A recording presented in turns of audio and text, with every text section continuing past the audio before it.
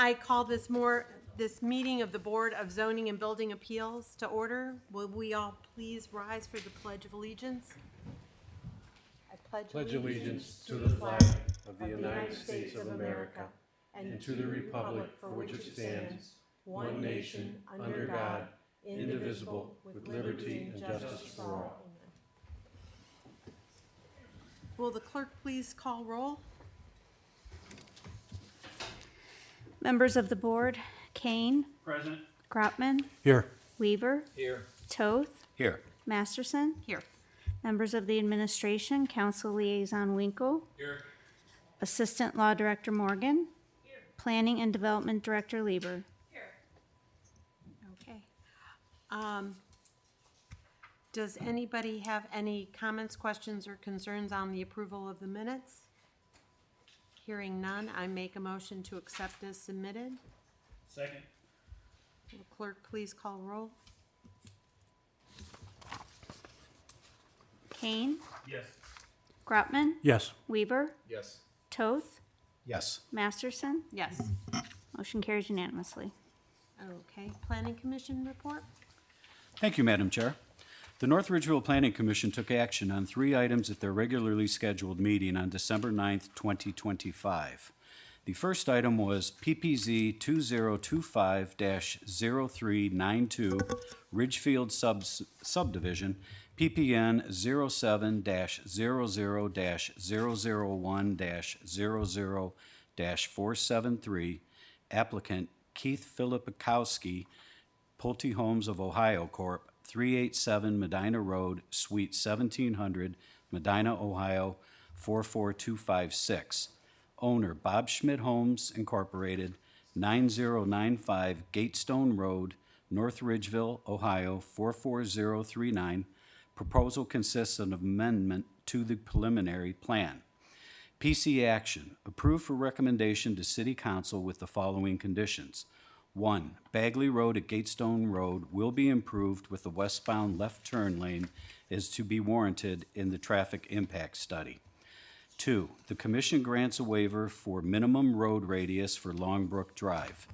3. The Commission grants a waiver for maximum cul-de-sac length for Pleasant Ridge Circle. 4. The Commission grants a waiver for setback from cluster to single-family lots in the model home park. 5. No waiver is granted for the cluster setbacks of Lot 873, which shall comply with code. 6. Street lighting shall be standard carriage fixture type along the roadway system and for the mailbox units. The second item was Ordinance 2025-154, an ordinance suspending by right cluster subdivisions in the R1 Residence District and amending chapters 1250, 1280, and 1282 of the North Ridgeville Zoning Code. This legislation was introduced by Mayor Corcoran as a response to deficiencies identified through the zoning code audit, which was completed late last year.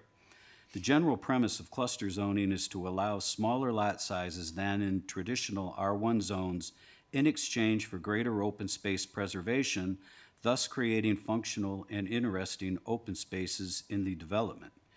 The audit found that while the city expected the housing density between traditional R1 development and cluster development to remain neutral at 2.3 units per acre, in actual practice, it has been demonstrated that stormwater ponds, wetlands, and narrow, unusable strips of land were areas being set aside by developers to satisfy the 20% open area requirement of the cluster zoning. This led to developments which look and feel as if every usable area is developed, with areas unsuitable for building being documented as preserved open spaces. Moving forward, developers can still build in North Ridgeville under the R1 zoning codes. However, if they wish to include cluster lot sizes in their development, they will need to apply for legislative rezoning by City Council to planned unit development zoning. This will give both Planning Commission and City Council greater control of the residential development process.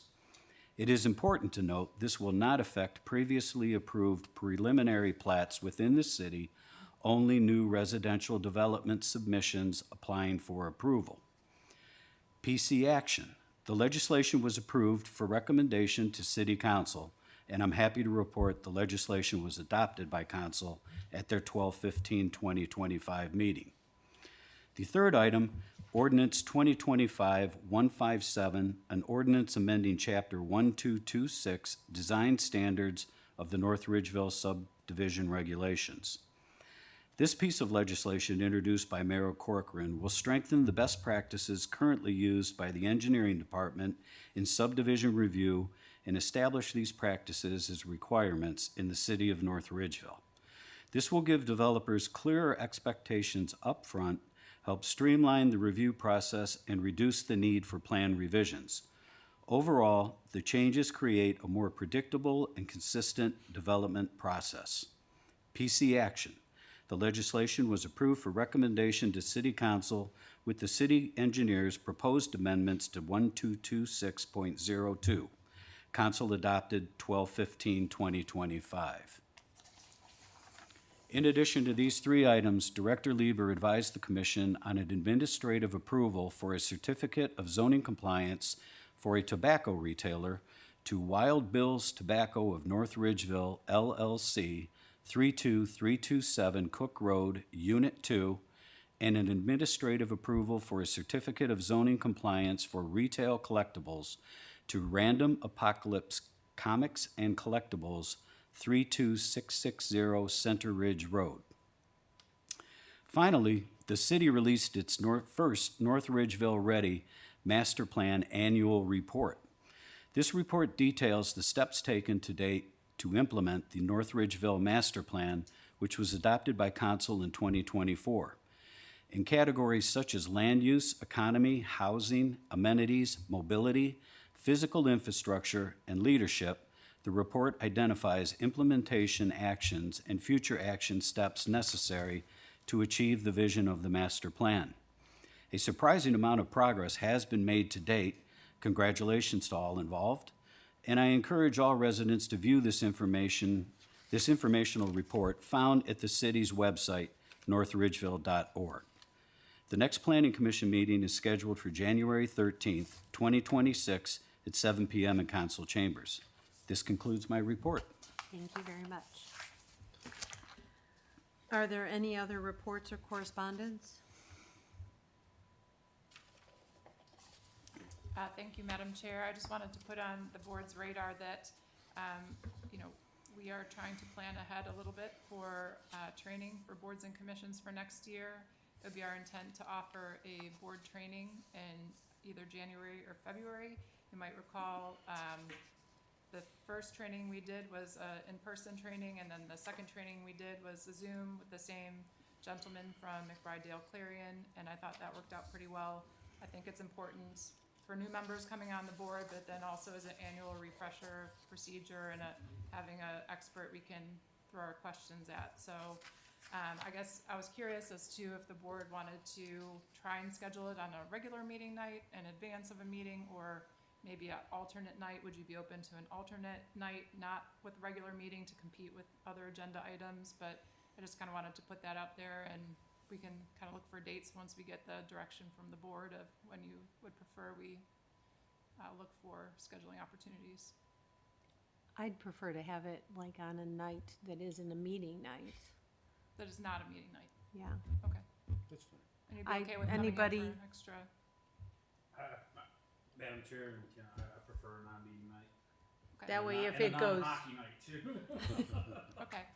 All right. and then just in the evening, we all work. so, Sure. okay. All right, well, I can work with Tina to look at some dates, and I'm thinking not too early in January. We want to maybe get our feet under us for the start of the year, but maybe end of January or beginning of February. When it's kind of quiet and nobody has anything to do. Yeah.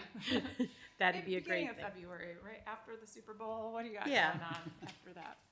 So, On a non-hockey night. right, on a non. Okay, we'll work to look for some dates and share them around. Okay. All right, we'll move on to the public hearings. Will the clerk please read the application? PPZ 2025-002 0391, John and Jennifer Phelan, 6460 Stony Ridge Road, PPN 07-00-028-101-098. Proposal consists of constructing a garage. Property is zoned R1 Residence District. Requests: 1, a variance for a garage in the front yard.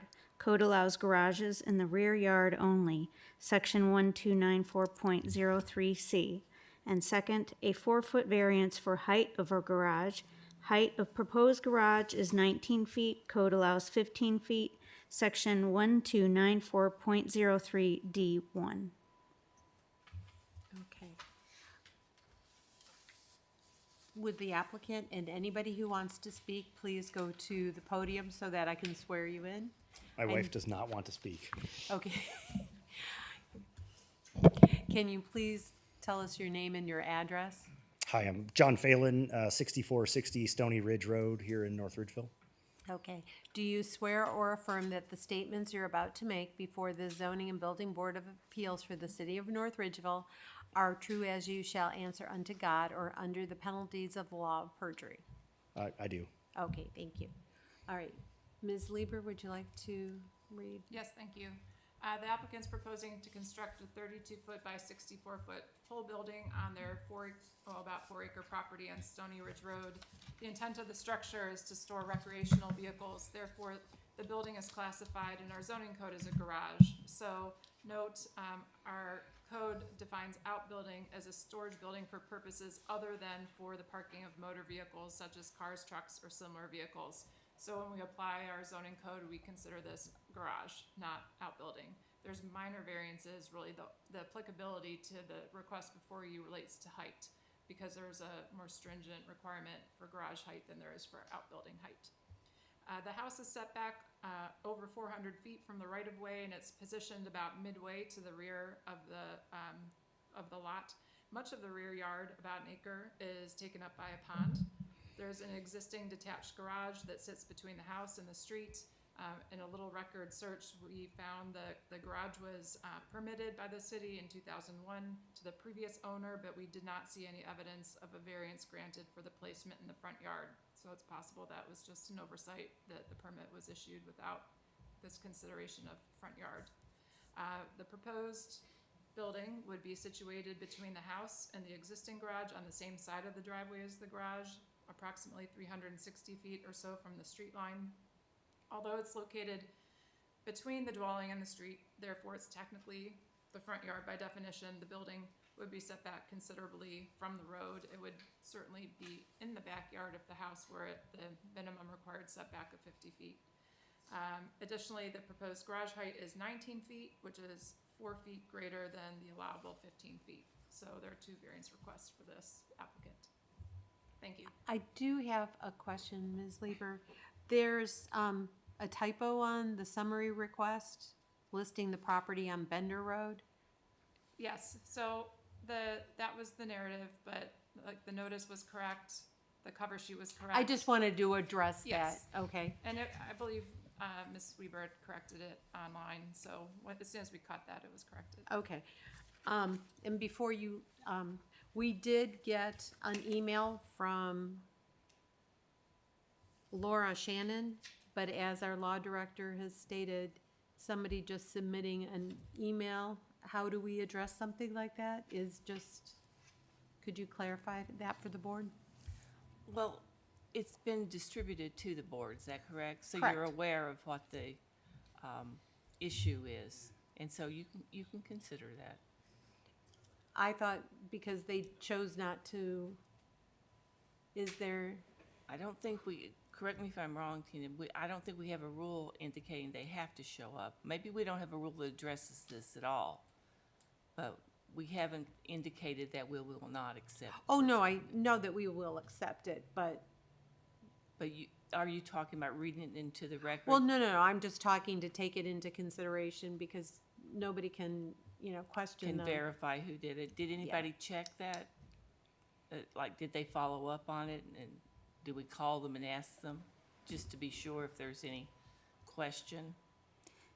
I did not follow up. I verified as far as the address that they submitted, that is who in fact owns the property. If you feel that that might be an issue, I would say don't consider it. But if you're satisfied that this is the person and the correct address, you can consider it, but you do not have to read it into the record. Okay, because in the past, I was told by you that it was just, just something to consider, but it isn't part of the record. Right, Okay, I just wanted to clarify. that. right. Like I said, you don't read it into the record, but you do have it, and consider it if you're satisfied with its authenticity.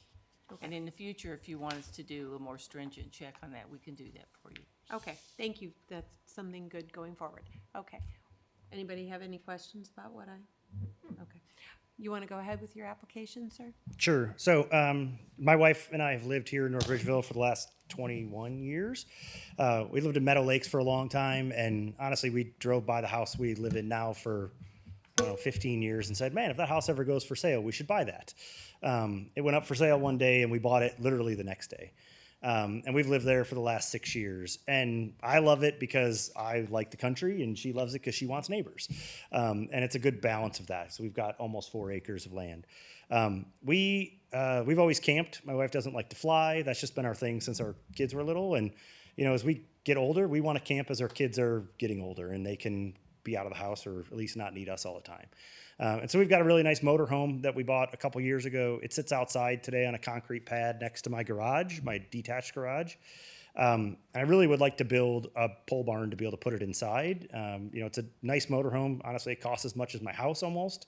And we just want it to last, right? We're somewhat young, I guess, at 49 and 48, and we'd like it to last 10 or 15 years so we can use it into retirement. I have never done anything like this before, so if I'm rambling, please just tell me to shut up.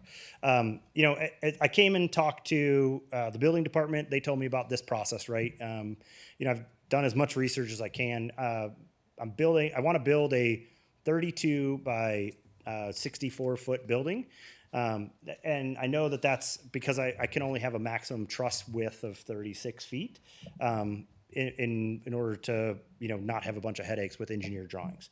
And so, that building size, lets me be able to have, both my motorhome and I have a car trailer that we used to take our tractor in or our side-by-side in.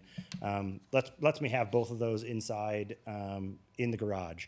As it was stated, right, our house sits far back off the road. We're 450 feet off the road. I understand why, normally you wouldn't want someone to put a garage on the street in front of your house.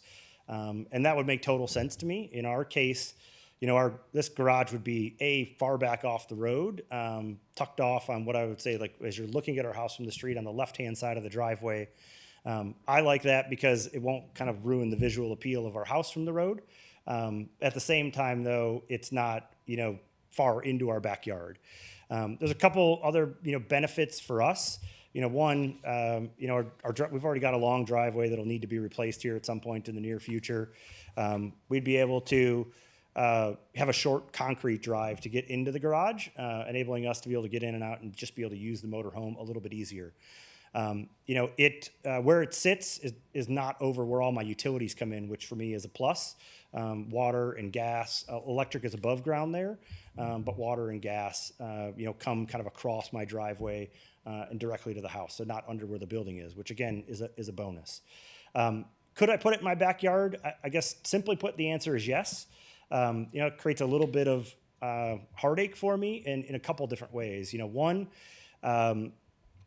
it would be another 250 or 300 feet of either gravel or concrete that I'd have to put in to be able to get back.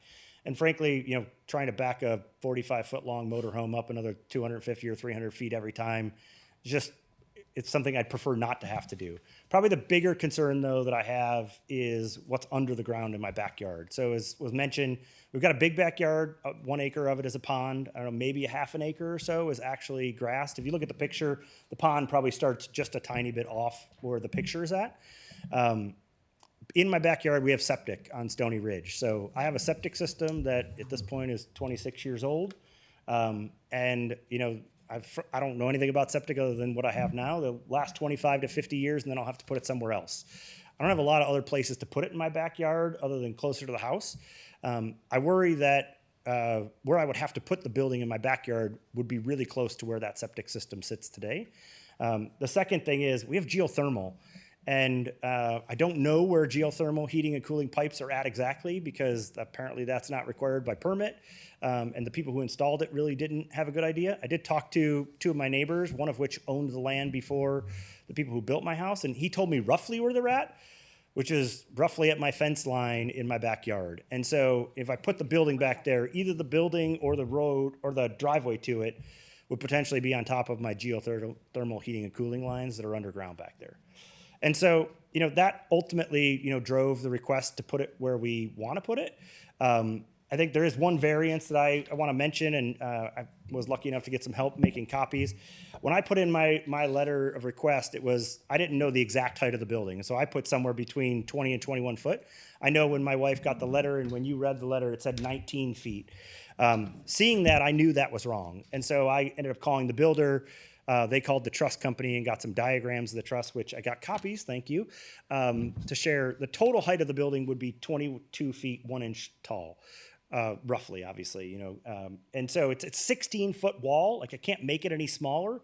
My motorhome's 13 feet, 4 inches tall. Most motorhomes are around that height. And so you need a 14-foot garage door in order to be able to get it in and out. In order to have a 14-foot garage door, you have to have a 16-foot wall. And then on top of that is just a normal truss, right? And so it's not like I'm making it with like a super tall peaky truss. That's just as tall as it has to be in order to be able to get a 16-foot wall so I can put a 14-foot door and put a motorhome inside of it. And If so I could weigh in on that height issue.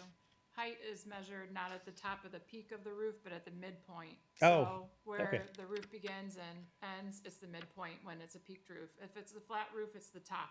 Gotcha. But when it's pitched, we measure at the midpoint, so that's why it doesn't. Okay, so make your sense to 19 you. feet then makes more sense then. Yes. Okay, but I do have drawings of the truss if anybody wants those. But thank you for explaining that because I did not know that. Like I said, I tried to draw like the best picture I could off of Google Maps. It would be roughly like 350 feet or 360 feet off the road. We do have power poles that run back up the left side of our property. They're about 25 feet off of my property line. We don't want to be underneath that, even though we probably could height-wise. So we would actually want it to be inside by, I don't know, a couple feet, 2, 3, 4 feet. And so we'd be somewhere between 25 and 30 feet off the property line inside of our property on our southern border. And, it'd still have, decent separation from our house, about 55 feet. It would actually sit, we think, just left of just to the left of the south side of our house. So it wouldn't really be covering the front of it. And that's probably all. Oh, and about 60 feet further back from the garage that you see there in the picture. So that's what we would like to do. Like I said, we expect we're going to camp. We have a sign in our camper that says, "I want to grow old with you and go camping." That's just how we choose to get around and relax. And so we plan to be doing this. And honestly, our kids already argue over who gets to have our house and our wills. So we plan to live here for a long time. And I don't know, we'd like to build a pole barn that lets us be able to put this inside and just keep it a little bit safer in the winters when you're not getting freeze-thaw cycles on it. Okay, thank you. You did a very nice job. All right. Okay, so what we do is the Board of Zoning and Appeals is here for when somebody has a reasonable request for something that doesn't meet code. So we just had last month something quite similar where it was another large parcel of property. You have a very unique property, and it's unique. I know who built your house. So you have a very large pond in the backyard. I know you have a geothermal. There is no map as to where they put the lines. It's very common when they install not to do that. You have also a leach field. And it's back there too. So you did forget to mention that. So you do have some extenuating circumstances to locate it where it is. the review of the Duncan factors. Can this property yield a reasonable return? Of course there is. But also you could park your RV behind the property line and not put it in a structure, which in my personal opinion is more of an eyesore. I would much prefer to look at a building and have everything nicely and neatly in the building than having it strewn about the yard. Is the variance substantial? Technically, yes. However, you have a very large parcel. And once again, talking about how it's situated, like I said, the house was built and it was placed there because it wanted to be a rural feeling. So that. The sewage system, you don't want to mess with that. You don't want to mess with the geothermal. While it may look like it's in the traditional front yard, I know that Ms. Lieber stated that the wording between outbuilding, because if it were an outbuilding, they wouldn't need it. Just the height, there's not the same height limitation on outbuildings as there are on garages, but because this is a garage, then that height variance is also required. Okay. Through the chair, I have a question. Sure. What does the city consider acceptable use of an outbuilding? If a garage is technically something you store a car in, what would be considered use of an outbuilding? Storage building for purposes other than for parking of motor vehicles. So I guess it could be lawn maintenance equipment, or other, personal items.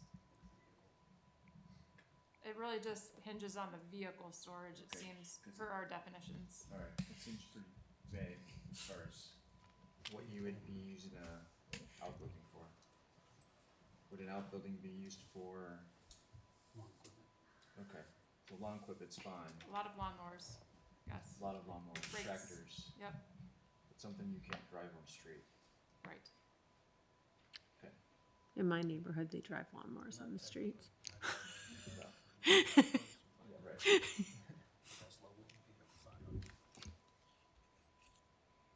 Okay, will the variance adversely affect delivery of government services? No. Did the property owner purchase the property with knowledge of the zoning restrictions? Yes. Can it be precluded through something else? It can, but it would be costly and it would be, and I know we're not supposed to consider cost when making our decision, but it's just, it would be very difficult to do it in the backyard. Does any board members have any comments, questions, or concerns? Mr. Toth? Yes, through the chair. So your total height is come up to 22.1, and Director Lieber has stated that that's gauged as the midpoint of the top to the eave, basically. So we really don't know what the height of this building is at this point in time. No, the total height would be 22.1. I think what you were saying is that the midpoint is why you put, what was it, The 19 zoning feet? height, for purposes of zoning, it's 19, 19? yes. Okay, thank you. Also, that area, I believe we have sewer in that area now? Sewer was run there for Hampton and also not Hampton, North Point. So I believe there's sewer in that area? I'm not aware that any lot where sewer crosses, they're required to tie in. So if this homeowner is still on home sewage treatment, that would mean that there's not a pipe that crosses in front of this lot. Through the chair on sewer, they Yes, sir. went across and they went up and they've stopped at a point on Stony Ridge, cause I live on Stony Ridge. And if you're not in those developments, there's no ties for you to You can't tap into tie the in. sewer right now. There's Okay. also a distance requirement. I think it used to be, correct me if I'm wrong, 300 feet, something like that. If you got close enough, you have to tie in, but I don't think it is required here. And because, like I said, I do know who built the house, so it could be, the sewage system could be built at a point where, as Ms. Morgan was stating, if the house is X number of feet away from the street, it may not need to be tied in. But I know that there isn't a sewer there. Yeah, I know my neighbor who's right on the street, he has septic as well. Okay, Yeah, thank you. there's like large sections that still don't have it. Okay, thank you for that. Also, one of the letter writer here brought up a concern regarding the existing garage in the front yard, and I am wondering, along with this letter writer, as to why that isn't being considered here, and we're not looking at,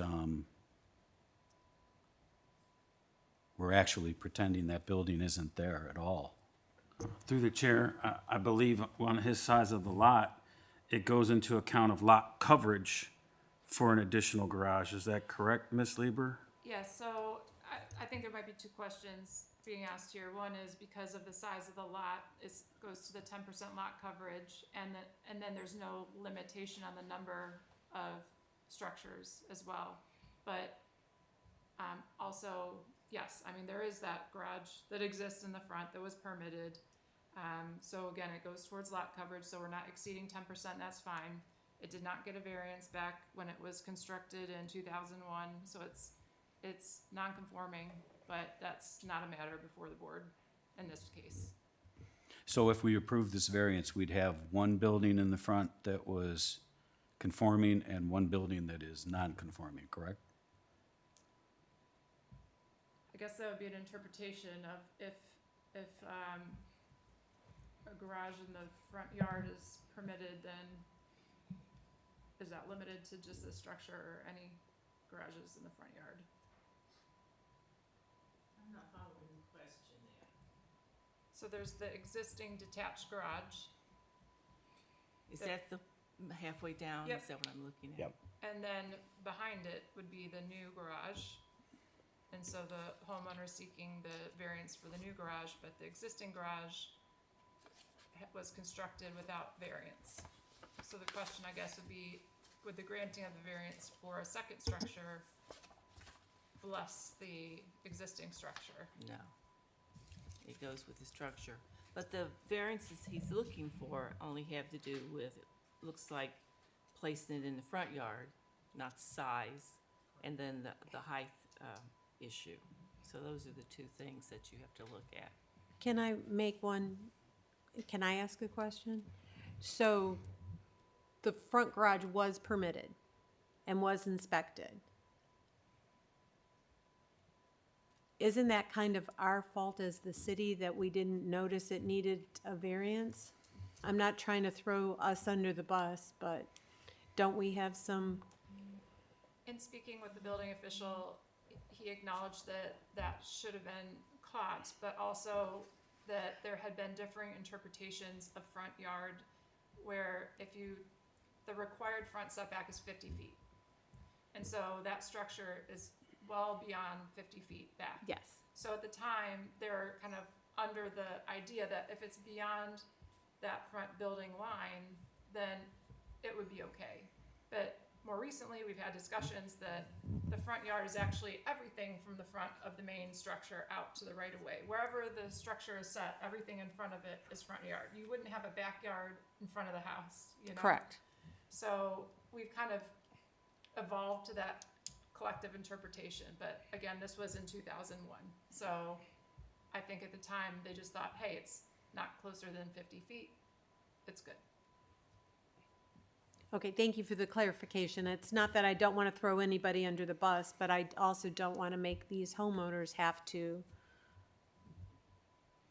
correct something that they didn't build. I'm sorry, Mr. Toth, did you have any other questions, sir? And that garage was built by the previous homeowner, correct? Yeah, we've only lived there since '99. We moved in the fall of '99. 19. Oh, I'm sorry, 2019. You're right. Okay. We got married. What am I saying? 19, yes. Okay, well, thank you very much. Do any other board members have any comments, questions? I'm sorry. Go ahead. Mr. Winkle, did you have anything you'd like to add? Madam Chair, I mean, does it affect the integrity and the character of the neighborhood? It's hundreds of feet away from the street. I think this is I think some of the Duncan Factor reviews shows this is a technical definition variance more than anything. That's how I see it. Thank you. Okay. Mr. King? No, you'll probably bring up what I was gonna ask, so. Oh, no. Please do. And looking at this, when we go to vote, are we gonna make two separate votes on this, so it's concise and clear? That Yes, was my please. only question. Yeah, Okay. okay. Ms. Lieber, Ms. Morgan? Okay, anybody in the audience want to speak on behalf of this matter? Okay, so what I'm going to want to do is split this into two variances. We'll do the variance for the garage in the front yard first, and then we'll do the 4-foot variance for height on the second. Madam Chair, I would like to motion to approve garage in the front yard for this. Okay, family. I'll second. Will the clerk please take roll? Kane, Yes. Grotman, Yes. Weaver, Yes. Toth, Yes. Masterson. Yes. Motion carries unanimously. Okay. Do I have a motion for the 4-foot variance? Yes, you do. Madam Chair, I move that we allow the 4-foot variance for the height of the building as well. Looking for a second? I'll second it. Will the clerk please take roll? Kane, Yes. Grotman, Yes. Weaver, Yes. Toth, Yes. Masterson. Yes. Motion carries unanimously. Okay, thank you very much. You can pick up your building permit sometime next week? Okay, it probably will be a couple weeks. I haven't signed my contract because I've been waiting Okay. for this. All right, So it might be a couple weeks, but, okay. I'll talk Well, to those thank you. guys. You guys have a nice holiday. all right, thanks. You did Can a I ask good job. question? Thank you for doing it the right way. Oh, well. Yes, sure. What's your question, sir? So what was the concern with our existing garage? Just nobody's ever brought that Can up. we end the meeting? Sure, And I'll yep. explain that to you? Yeah. Okay. Is there any other business in front of the board? Hearing none,